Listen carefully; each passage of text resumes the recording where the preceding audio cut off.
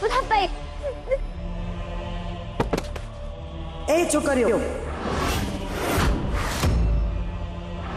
હવે આજનો આ છેલ્લો દિવસ, જેને મોકલવાની છે ને મારે આજે જ મોકલી દેવાની છે,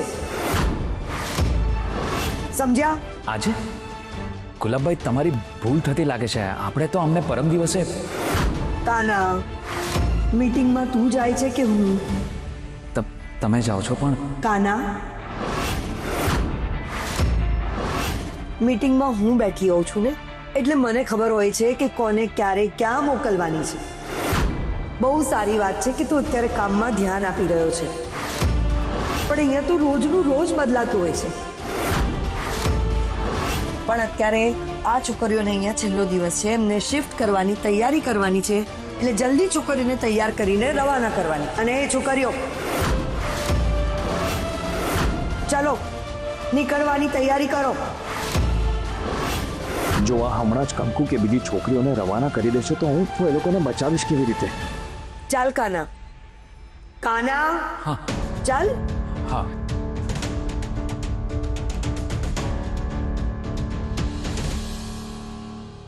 નહીં, આમ રડો નહીં. તમે લોકો છે ને જરાય ચિંતા નહીં કરો. મને મારી માવડી ઉપર પૂરેપૂરો વિશ્વાસ છે. જોજો તમે, કાંઈ ને કાંઈક તો એવું થશે જેથી આપણે ક્યાંય નહીં જવું પડે. ના કંકુ, હવે કઈ નહીં થઈ શકે. હવે બધું પૂરું થઈ ગયું. નહીં, હો નહીં. કંકુ, તને તો તાવ છે. ના ના ના, એવું કાંઈ નથી બેન. તમે જરાય ચિંતા નહીં કરો. હો કંકુ, હવે શું થશે? અરે નથી જાઉં કંકુ, મારે નથી જાઉં. જુઓ, હું જે કાંઈ પણ કહું ને એ સરખી રીતે સાંભળજો. આપણા પાસે છે ને જાજો સમય છે નહીં કે આમ બેસી રહેવાને બદલે આપણે ખાલી એક જ વાત ધ્યાનમાં રાખવાની છે. માવડી કહે છે ને, રડો નહીં, લડો. અને જો આપણે લડશું તો કદાચ આપણે જીતી પણ જાશું, અને જો લડશું તો કદાચ આ નરકમાંથી બહાર પણ નીકળી જશું. તમે બધા ચિંતા નહીં કરો. હવે તો છે ને મારા વરજી અહીંયા આવી ગયા છે મને છોડાવવા. શું?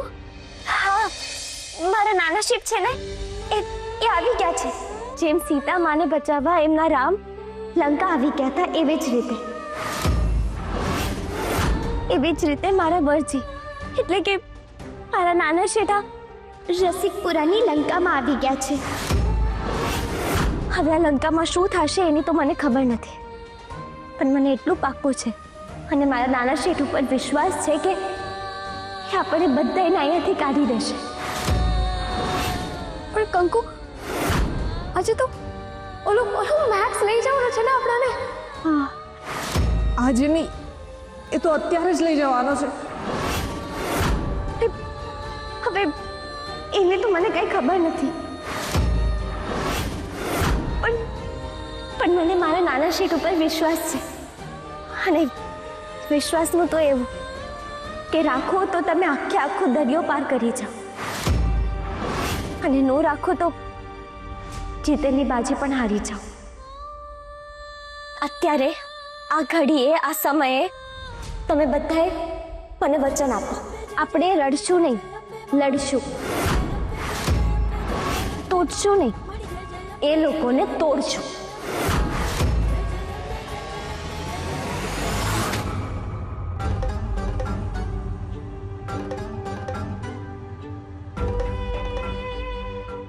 આ કાકા ક્યાં ભટકે છે? જાણવું જ પડશે. શું કરું હું? હા, કાકાને મમ્મીના મોબાઈલથી મેસેજ કરું, કદાચ ફોન આવી જાય.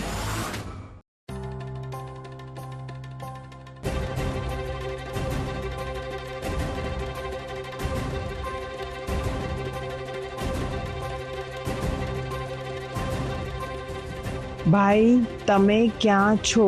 શ્રી અને કંકુના શું સમાચાર છે? કંઈક તો વાત કરો.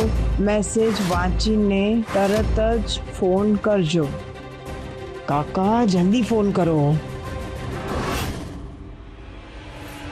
ભાભીનો મેસેજ? ભાભીને ફોન કરી દો.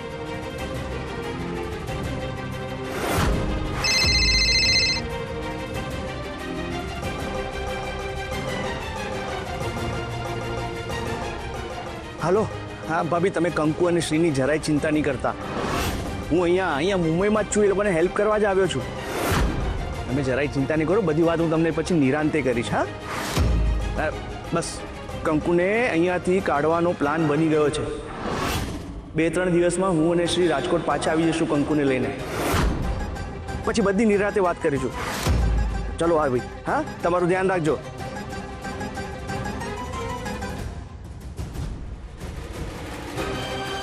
કંકુ અને શ્રીને રાજકોટ આવતા રોકવા હોય તો મારે તો હમણાં જ કંઈક કરવું પડશે.